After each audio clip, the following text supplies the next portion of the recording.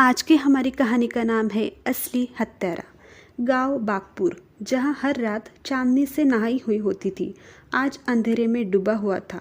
गांव की सबसे बड़ी हवेली के मालिक ठाकुर रघुनाथ सिंह अपने कमरे में मृत पाए गए।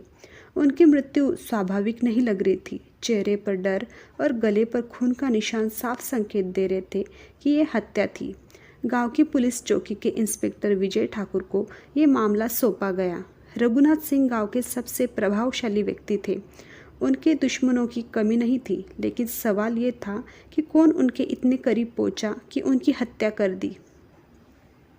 इंस्पेक्टर विजय ने हवेली में मौजूद सभी लोगों से पूछताछ शुरू की। पहली, मालती देवी, रघुनाथ जी की पत्नी। मालती देवी का कहना था कि वो हत्या के वक्त अपने कमरे में सो रही थी, लेकिन उनकी घबराई हुई आंखें कुछ और कहानी बयां कर रही थी। अर्जुन, जो नौकर था, अर्जुन ने बताया कि वो रात को रसोई में काम कर रहा था, लेकिन एक और नौकरानी ने देखा था कि अर्जुन आधी रात को ठाकुर साहब के कमरे के बाहर घूम रहा था। शेखर, रघुनाथ जी का भतीजा।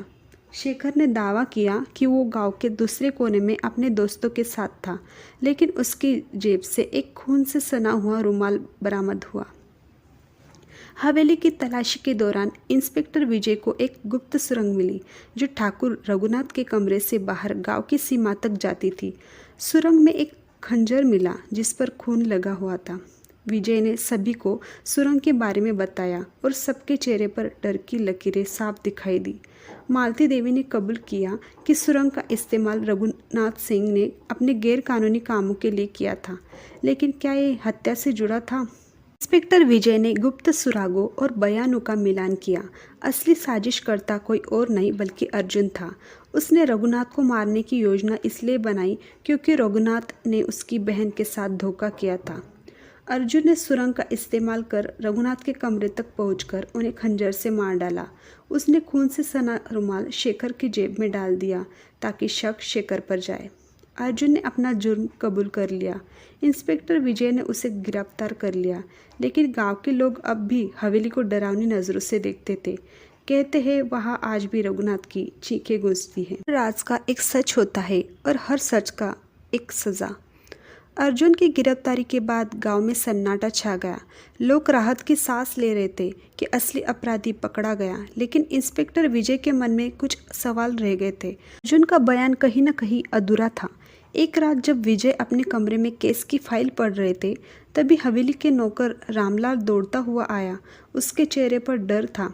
उसने कहा, साहब, हवेली से अजीब आवाज़ें आ रही है, जैसे कोई रो रहा हो, और ठाकुर साहब का कमरा बंद है, लेकिन वहाँ रोशनी जल रही है।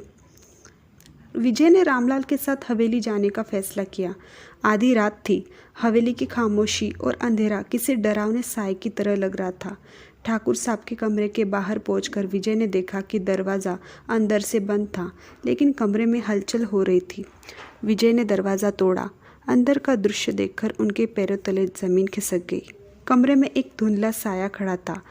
उसकी आंखें खून जैसी लाल थी। जैसे ही विजय ने कदम बढ़ाया, साया गायब हो गया, लेकिन कमरे में एक खून से सना हुआ कागज़ पड़ा था।